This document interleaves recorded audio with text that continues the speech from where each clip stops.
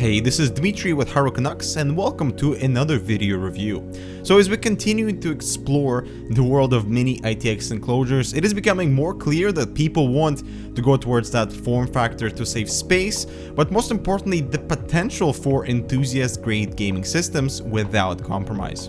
Cooler Master has been very impressive with their N series that tries to merge functionality with space efficiency. So today we're taking a look at their Elite lineup that takes a stab at small form factor enclosures with that exact same focus. The Elite 130 is the latest edition that rings in at just $50 that makes this an extremely competitive enclosure with a pretty small footprint as well. Both left and right side panels are ventilated, unfortunately without a dust filter, while the top, where your power supply will intake cool air, has an integrated mesh. At the back we can see a power supply bracket, which is an awesome addition for compatibility with longer power supplies, and standard ITX seen here with 2 PCI slots.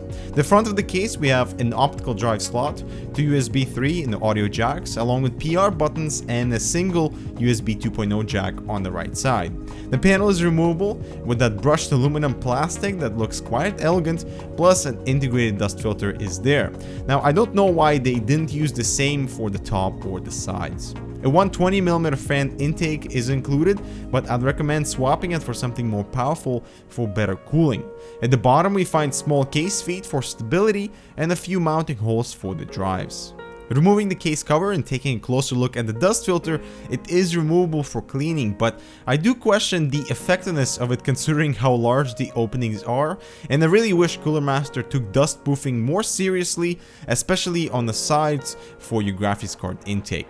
Now one thing to mention is how compact and sturdy this 130 is. Without the panel there is absolutely no flex, no cringing metal sound, so the steel frame is perfectly robust.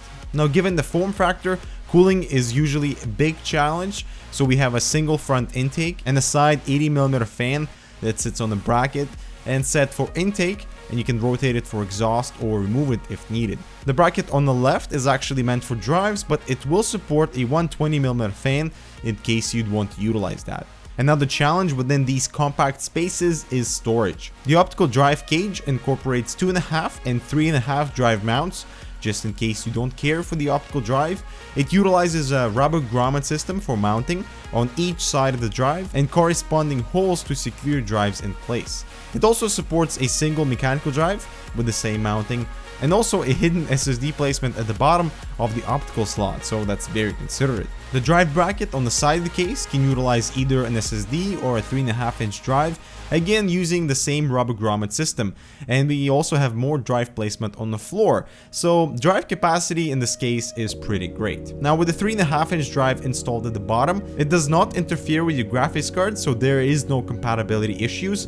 However, connecting all the SATA cables to the bottom there was quite difficult, considering how close it is to the side drive bracket. And starting with the assembly, the power supply bracket is an excellent feature, but because it is mounted on top of your motherboard goes first.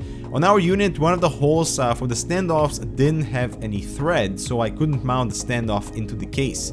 Instead, I secured it to the motherboard so it doesn't bend at the corner. And this is actually quite common occurrence based on other user experience, so I would love to see a tighter quality control. And starting with the initial cable work, the side fan bracket may become of an issue depending on the motherboard layout. And an opening on the left side of the bracket would allow cleaner routing, as otherwise it's just on the way. There isn't much for cable management, some cable tie mounts at the bottom, and so you will have to maneuver your cables away from your front intake. Now I'm very impressed with GPU compatibility, as 12-inch cards are supported no problem, so this certainly has gaming potential. Because of the power supply placement, CPU coolers are limited to 3 inches, but this really is meant for 120mm all-in-one water coolers to be mounted at the front. And while there is that slight cable mess, you can tuck everything to the side, leaving a pretty clear airflow tunnel for the internals. And getting our GPU installed, and the system has a lot of potential for a mobile LAN machine or a Steam box. I had some trouble fitting the power cables because the graphics card is taller than standard, but I managed to make it work. I initially wanted to remove the optical drive, but realized it is riveted at the front, so that's something to keep in mind.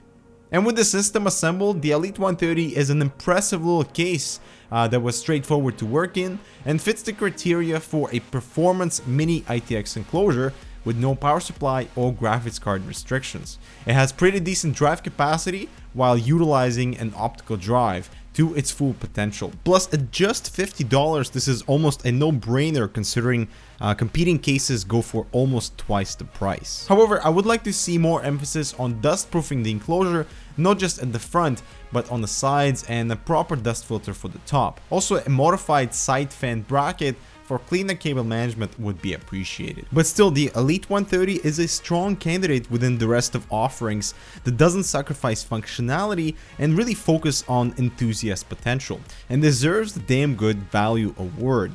Now, I still think we need to see more emphasis on space efficiency and internal layout, so I'm really excited to see what Cooler Master will bring out next. Now, between the Elite 130, Corsair 250D, the Note 304 from Fractal, and Beat Phoenix Prodigy or Phenom, what is your favorite case and why? As always, leave your comments down below, don't forget to subscribe, and we'll see you guys in the next one.